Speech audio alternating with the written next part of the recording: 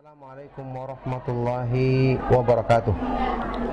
Alhamdulillah, salatu wassalamu ala rasulillah wa ala alihi wa ashabi wa wala amma ba'du. Ma'asyiral muslimin rahimakumullah. Cinta kepada dunia secara berlebihan adalah perkara yang tercela dalam agama, dan tentu saja merupakan perkara yang bisa merusak keimanan seseorang dan menjadikannya berpaling dari jalan Allah Subhanahu wa ta'ala yang lurus. Allah Subhanahu wa ta'ala menjadikan urusan-urusan dunia berpotensi bisa menjadi fitnah bagi manusia. Allah Subhanahu wa ta'ala berfirman, "Innama amwalukum wa auladukum fitnah." Sesungguhnya harta dan anak-anakmu merupakan fitnah bagimu. Rasulullah sallallahu alaihi wa alihi wasallam bersabda dalam hadis yang sahih, "Inna likulli ummatin fitnah wa fitnatu ummatiyal mal." Sesungguhnya masing-masing umat itu ada fitnahnya, dan fitnah bagi umatku adalah fitnah harta. Tentu saja maksud dari fitnah harta di sini atau fitnah kedudukan duniawi bukanlah pada zatnya, tapi karena potensinya dalam melalaikan manusia. Karena dengan fitnah harta, seseorang bisa menjadi lupa dari mengingat Allah Subhanahu wa ta'ala, lalai dari mengingat Allah, menjadikannya tidak mensyukuri nikmat Allah Subhanahu wa ta'ala dan menempatkannya di tempat yang diridhoinya. Coba lihat, Rasulullah sallallahu alaihi wa alihi wasallam pernah bersabda dalam sebuah hadis yang sahih riwayat Imam Bukhari dan Muslim, "Lal faqra akhsha alaikum wa inna ma akhsha an tubsata alaikumud dunya kama busitat ala man kana qablakum fatanafasuha kama tanafasuha fatuhlikakum kama ahlakathum."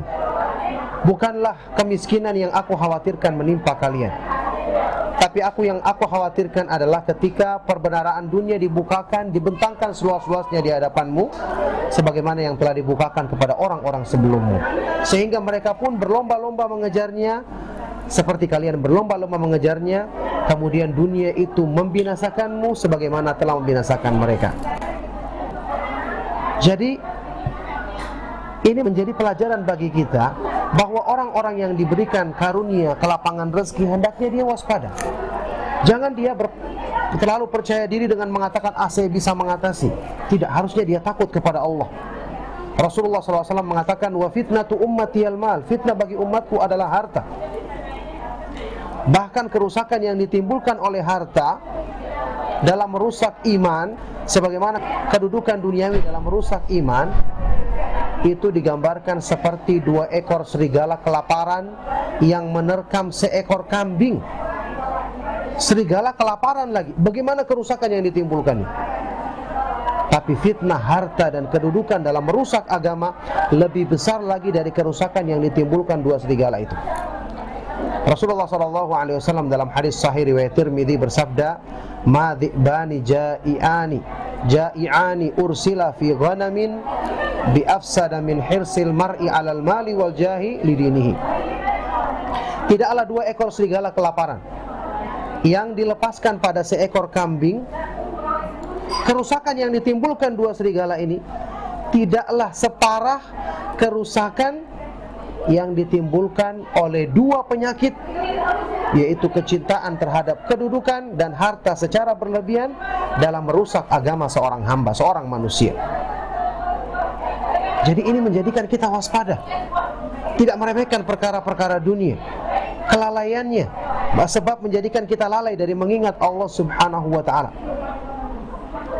Makanya ketika dalam Al-Quran dipuji secara khusus orang-orang yang tidak dilalaikan dari perniagaan dan jual beli ketika menghitung harta dari mengingat Allah, "Rijalun la tulhihim tijaratun wala bai'un an dzikrillah."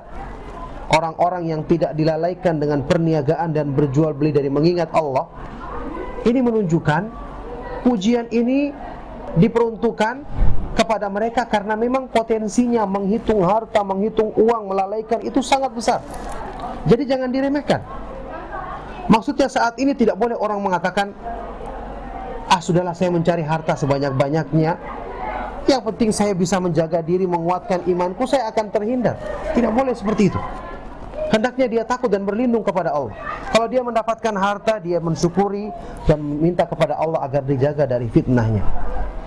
Kalaupun dia tidak mendapatkannya, maka dia bersyukur kepada Allah telah dihindarkan dari fitnah tersebut. Memang ya, kita harus jelaskan bahwa harta dan kedudukan itu bukan dicela pada zatnya, sebagaimana kemiskinan tidak dipuji pada zatnya.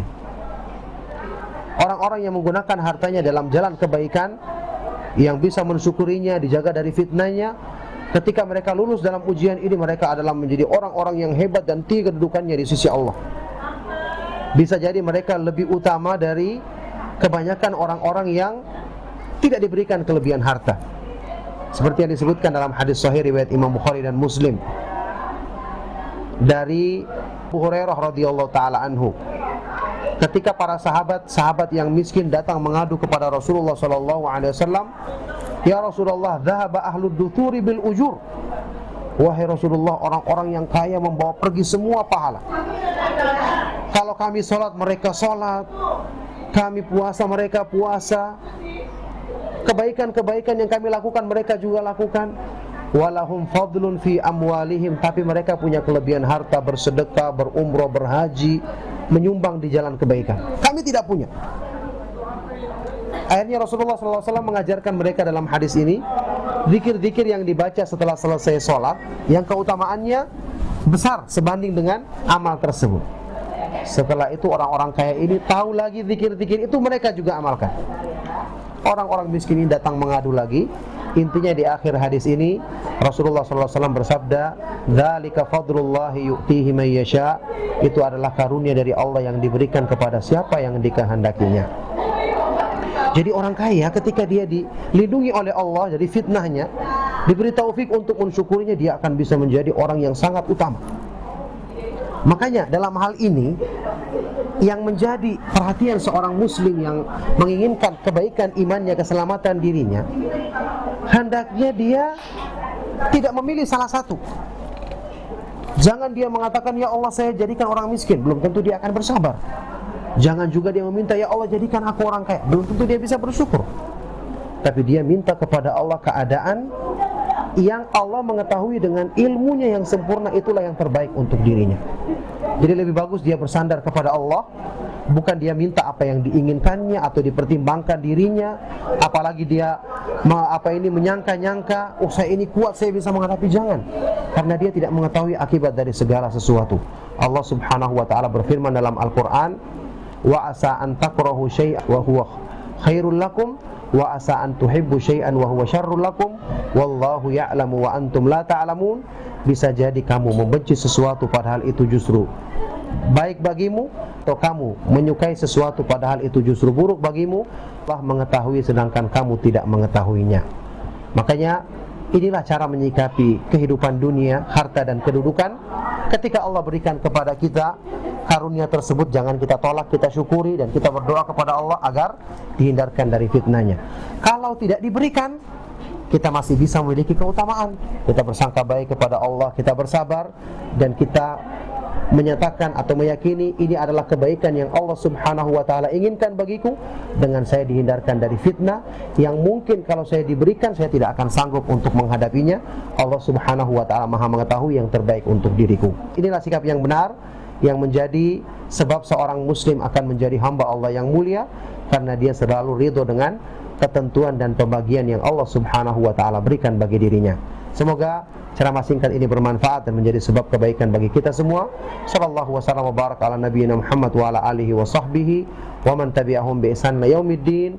Walhamdulillahi rabbil alamin. Wassalamualaikum warahmatullahi wabarakatuh.